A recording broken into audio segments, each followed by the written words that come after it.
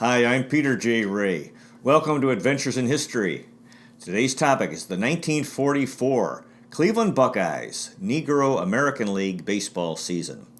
Again, the Buckeyes, this was their third year, and they were playing in the Negro American League, the junior circuit of Negro League baseball. And home games in Cleveland were played at League Park, and they were sharing League Park with the Cleveland Indians. The Buckeyes had a strong year in 1944 and They finished in third place with a record of 32-24, winning percentage of .571, 3.5 games out of first.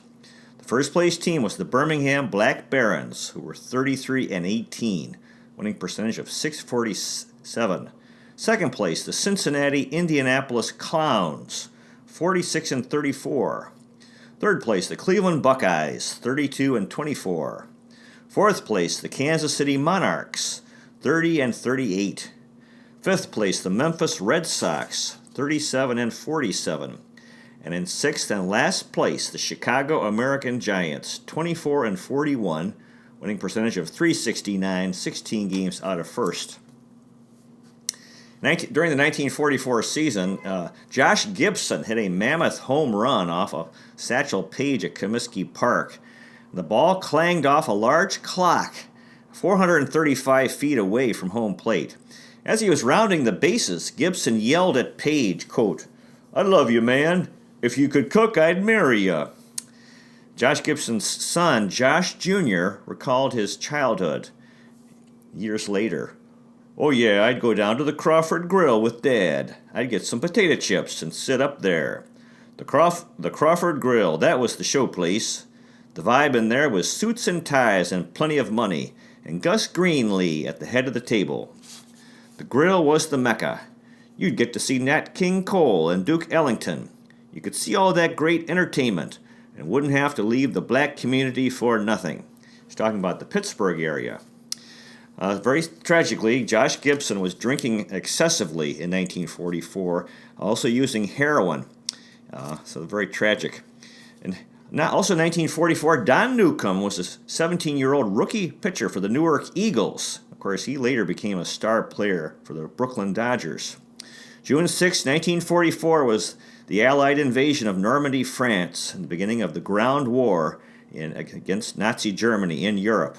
Leon Day and other Negro League players were involved with the invasion at Normandy.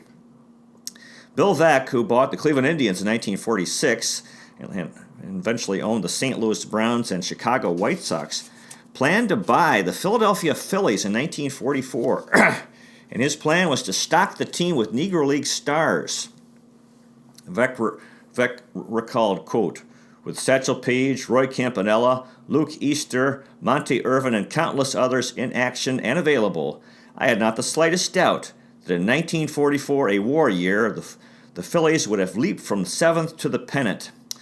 Very unfortunately, Veeck made one mistake. He told Commissioner Kennesaw Mountain Landis his plan, and the commissioner communicated with the Phillies owner, Jerry Nugent, told him not to sell the team to Veeck.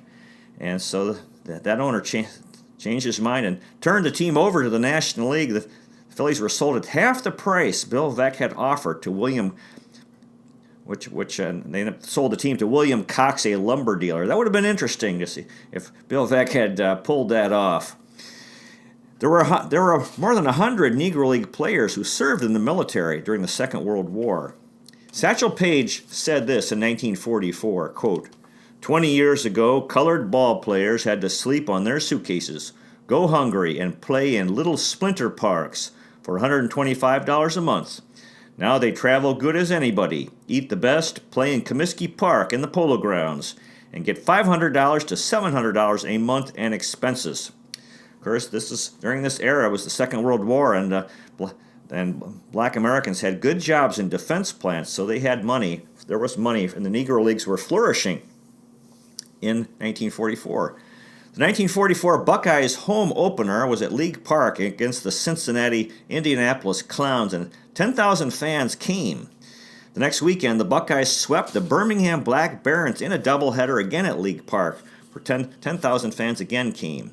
Most Sunday games reportedly had again, had attendance of about 10,000. The total attendance for the Buckeyes in 1944 was 65,000.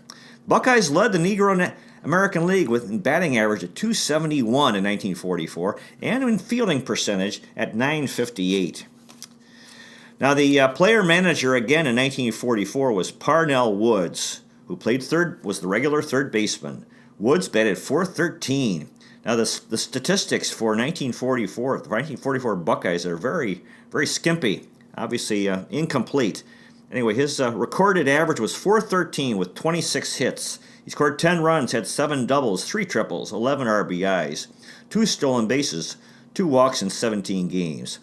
Woods played for the Cleveland Bears from 1939 to 1940, the Cincinnati Cleveland Buckeyes in 1942, and the Cleveland Buckeyes from 1943 to 1948. Parnell Woods. Walter Birch was the regular catcher. Birch batted .190 with 4 hits. He scored a run in 6 games. Very incomplete statistics. Birch played for the Cleveland Bears in 1939, the Cincinnati Cleveland Buckeyes in 1942, and the Cleveland Buckeyes from 1943 to 1944 and in 1946. Walter Birch. Archie Ware was the first baseman. Ware batted .193 with 11 hits. He scored 8 runs, had a double, 6 RBIs in 17 games. Ware played for the Cincinnati Cleveland Buckeyes in 1942 and the Cleveland Buckeyes from 1943 to 1948. Johnny Cowan played second base. Cowan batted .279 with 12 hits. He scored 4 runs, 2 doubles, 4 RBIs, a stolen base, a walk in 12 games. Cowan played for the Cincinnati Cleveland Buckeyes in 1942 and the Cleveland Buckeyes from 1944 to 1947. He was born in 1913 in Pleasant Hill, Alabama, and died in 1993 in Birmingham, Alabama at age 80. For his career, Cowan batted .265 with 72 hits, 33 runs, 6 doubles, 2 home runs, 39 RBIs, 2 stolen bases, 7 walks in 74 games. Johnny Cowan. Billy Horn was the shortstop. Horn batted .158 with 9 hits. He scored 4 runs, had a triple, 5 RBIs, 3 walks in 15 games. Horn played for the Cincinnati Cleveland Buckeyes in 1942 and the Cleveland Buckeyes from 1943 to 1946. Billy Horn. Buddy Armour was in left field. Armour batted .327 with 16 hits. He scored 8 runs, had 2 doubles, 10 RBIs, a stolen base, 7 walks in 14 games. His given name was Alfred. They called him Buddy. During his career, Armour played left field, right field, center field, shortstop, and third base. He played for the St. Louis Stars, Indianapolis ABCs, New York Black Yankees, New Orleans St. Louis Stars, the Harrisburg St. Louis Stars, Cleveland Buckeyes, Chicago American Giants, Homestead Grays, and in the minor leagues in the Canadian League from 1936 to 1951. Armour hit well over 300 many times. He was an accomplished base stealer, and he could turn singles into doubles with his speed. In the outfield, he had good range and a fine throwing arm. Armour batted cleanup in 1944 for the Buckeyes. In the Negro League World Series in 1945 with the Buckeyes, Armour hit .308.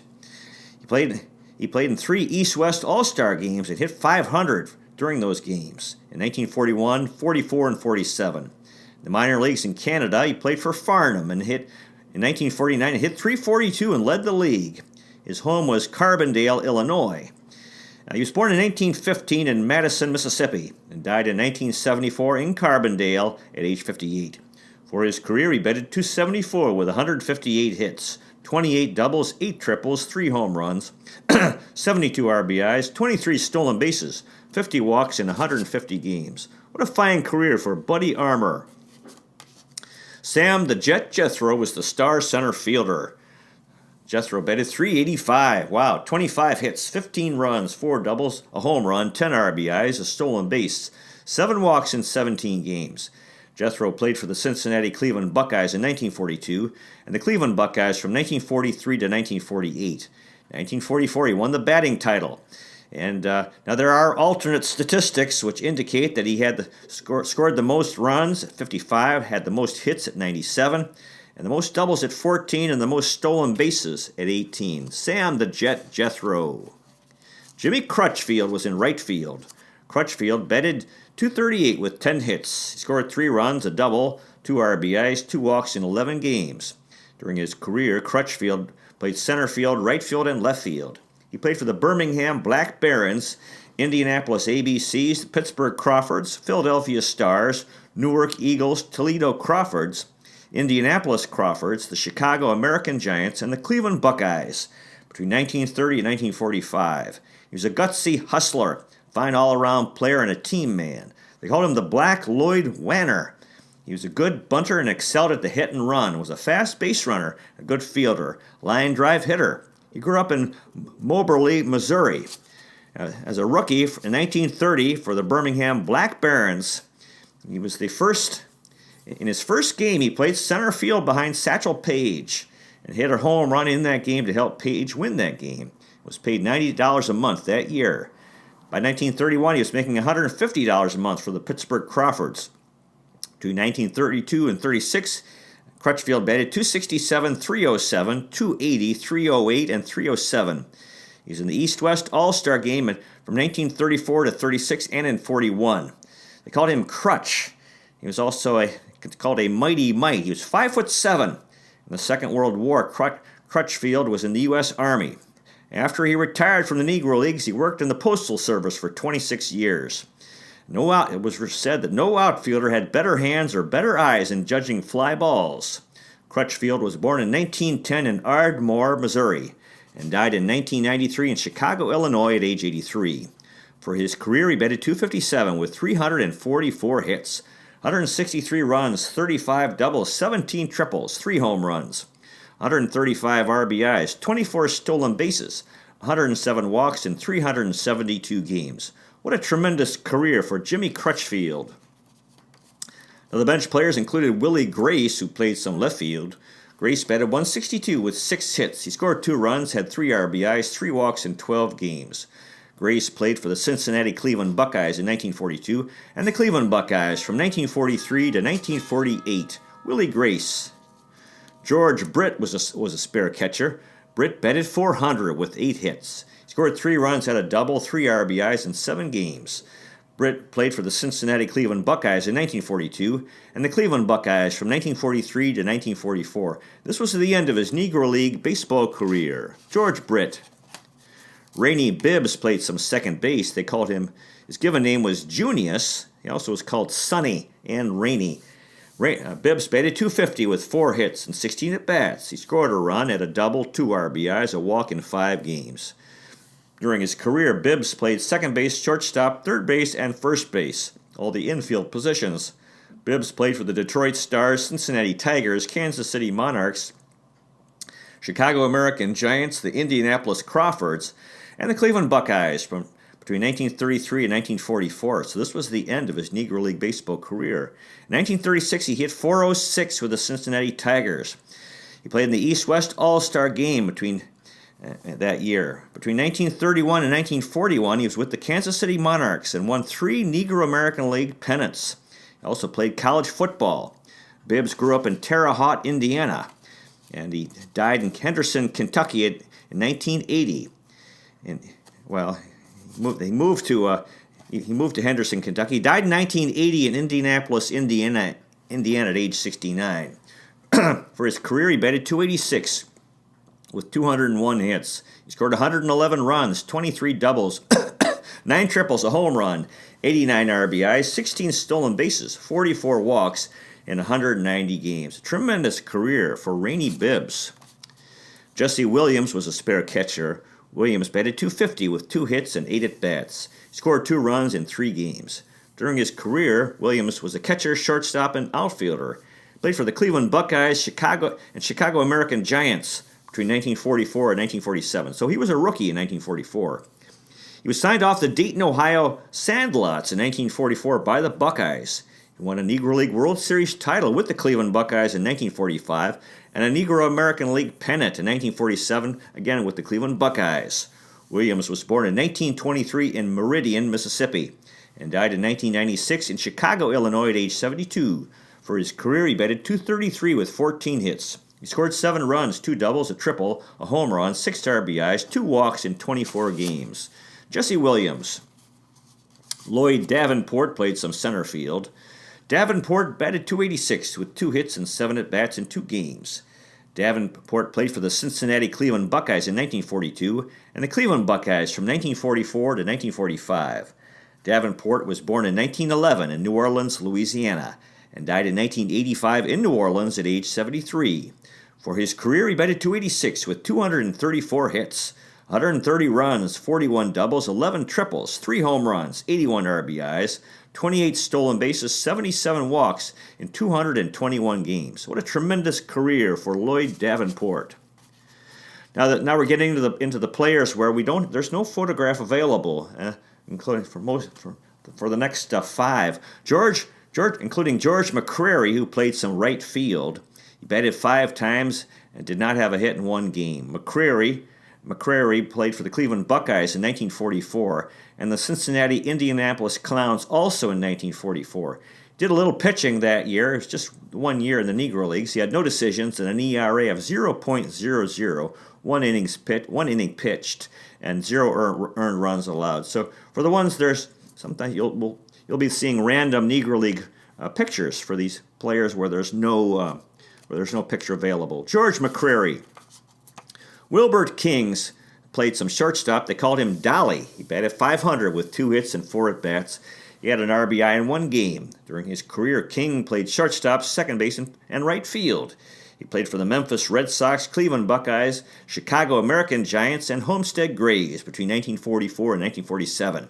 For his career, he batted .208 with 16 hits. He scored 14 runs, 4 triples, 6 home runs, 12 walks in 25 games. Wilbert King. Walter Crosby was a spare catcher. Crosby batted .333, 1 hit and 3 at-bats. He scored a run, 2 RBIs in 1 game. And his pro baseball career was just with the Cleveland Buckeyes in 1944. Crosby was born in 1921 in Laurel, Mississippi, and died in 2006 in Erie, Pennsylvania at age 85. Walter Crosby. Shirley Petway was a spare catcher. They called him Charlie. He batted 1,000, had 1 hit. He batted once and had a hit in 1 game. Petway played for the Detroit Stars, Chicago Brown Bombers, and Cleveland Buckeyes between 1937 and 1944. He was a light hitter and a backup catcher. Petway was born in 1908 in Nashville, Tennessee, and died in 1984 in Chicago, Illinois at age 76. For his career, he batted .412 with 7 hits and 18 at-bats. Scored 3 runs, had 2 RBIs, a walk in 7 games. Shirley Petway. There's a player named Kane, and who was a pinch hitter. He batted once, He had 1 hit and 1 at-bat, scored a run in 1 game, and had an RBI. And his career was just with the Cleveland Buckeyes in 1944. A player named Kane. The pitching staff was the ace pitcher was Willie Jefferson, who was 3-5 with an ERA of 4.96. 8 games, 6 starts, 4 complete games, 52 2/3 innings pitched, and 21 strikeouts. Jefferson batted .136 with 3 hits and 22 at-bats. Scored 3 runs, had a double, an RBI, and stole 2 bases. Jefferson played for the Cincinnati Cleveland Buckeyes in 1942 and the Cleveland Buckeyes from 1943 to 1946. Willie Jefferson. Eugene Bremer was 5-2 with an ERA of 2.06. 7 games, all starts, 6 complete games, 2 shutouts, 48 innings pitched, and 15 strikeouts. Bremer batted .385 with 5 hits and 13 at-bats. He scored 3 runs, had 3 RBIs, a walk in 6 games. Bremer pitched for the Cincinnati Cleveland Buckeyes in 1942 and the Cleveland Buckeyes from 1943 to 1948. Eugene Bremer. George Jefferson, the brother of Willie Jefferson, was another pitcher. He was 2-1 with an ERA of 1.41, 7 games, 4 starts, 3 complete games, 44 2/3 innings pitched, and 16 strikeouts. He batted .105 with 2 hits and 19 at-bats. They called him Jeff. He was a pitcher and an outfielder. Jefferson played for the Jacksonville Redcaps, Cleveland Buckeyes, Louisville Buckeyes, in the minor leagues for Olean and Youngstown, and during his career. For the 1945 Cleveland Buckeyes, who won the Negro League World Series, he was 11-1 with an ERA of 1.75. Again, his brother was teammate Willie Jefferson. So he won So Jefferson won a Negro League World Series in 1945 with Cleveland. He had a fastball, curve, overhand drop, and a changeup. He had a good move to first base. He liked to hit. He was born in the all-black town of Boley, Oklahoma. Jefferson had a reputation as having a mean streak. He reportedly killed a white man in Kansas. In 1945-46, he was on the All-Star team in Venezuela. He was involved in an altercation, an argument over money, and choked the promoter there and had to be restrained. After he retired, he worked for a paper company until he retired. Jefferson was born in 1922 in Boley, Oklahoma, and died in 1985 in Erie, Pennsylvania at age 63. For his career, he was 6-3 with an ERA of 2.62, 16 games, 11 starts, 8 complete games, a shutout, a save, 96 in the third innings pitched, and 32 strikeouts. Jefferson batted .136 with 6 hits. He scored 3 runs, had a triple, 2 RBIs in 17 games. George Jefferson. Frank Carswell was another pitcher. They called him Big Pitch. He was 0-1 with an ERA of 5.06. 1 game, which was a start, 5 in the third innings, pitched and 4 strikeouts. He batted once, did not have a hit, and had a walk. Carswell played for the Cleveland Buckeyes and the Indianapolis Clowns between 1944 and 1953. In the Negro League World Series, he won a Negro League World Series title with Cleveland in 1945 and a Negro American League pennant in 1947 with Cleveland. 1945, the Buckeyes swept the Washington Homestead Grays 4 straight in the World Series. Carswell was the Game 4 starter and threw a 4-hit shutout which clinched the title. So he was really a World Series hero in 1945. Carswell was born in Atlanta, Georgia, and moved to Albion, Michigan when he was young. And then the family moved to Buffalo, New York. He was born in 1921 in Macon, Georgia. Well, or must be near Atlanta. Died in 1994 in Macon at age 73. For his career, he was 1-3 with an ERA of 4.13, 9 games, 5 starts, a complete game, 28 in the third innings pitched, and 8 strikeouts. During his career as a hitter, he batted 10 times. Reportedly, did not have a hit, scored a run, had a walk in 9 games. Again, these are very incomplete statistics. Frank Carswell. Lefty Boone had no decisions and an ERA of 9.00. 1 game, which was a start, 2 innings pitched, and 2 strikeouts. He did not bat. Boone played for the Cincinnati Cleveland Buckeyes in 1942, the Cleveland Buckeyes in 1944 and 1946. He was born in 1920 in East St. Louis, Missouri. For his career, he was 4-11 with an ERA of 5.35, 28 games, 25 starts, 4 complete games, 116 innings pitched, and 108 strikeouts. Boone batted .106 with 5 hits. He scored 3 runs in his career, had a double, 3 RBIs, a stolen base, 2 walks in 30 career games. Lefty Boone. And finally, John Brown had no decisions and an ERA of 23.62. 1 game, 2 2/3 innings pitched, and 7 earned runs allowed. He batted once and did not have a hit. Brown played for the St. Louis Giants, Cleveland Buckeyes, Chicago American Giants, and the Houston Eagles between 1942 and 1949. He won a Negro League World Series title in 1945 with Cleveland. Brown was born in 1918 in Hamburg, Arkansas, and died in 1999 in Detroit, Michigan at age 80. For his career, he was 2-1 with an ERA of 2.54, 8 games, 2 starts, 39 innings pitched, and 18 strikeouts. During his career, he batted .182 with 2 hits and 11 at-bats. He scored a run, had an RBI, 3 walks in 9 games. John Brown. Now, after the regular season, the Negro League World Series was played. The Washington Homestead Grays, Negro National League champions, defeated the Birmingham Black Barons, the Negro American League champions, 4-1. The top hitter in the Negro Leagues in 1944 was Buck Leonard for the Washington Homestead Grays. The top pitcher was Satchel Paige for the Kansas City Monarchs. So that's the story of the 1944 Cleveland Buckeyes. They had a good year, a year to be proud of. God bless the fellows who played for the Cleveland Buckeyes in 1944 and everyone else associated with the team, including the fans especially. The Spanish-American War veterans, First World War veterans, and Second World War veterans.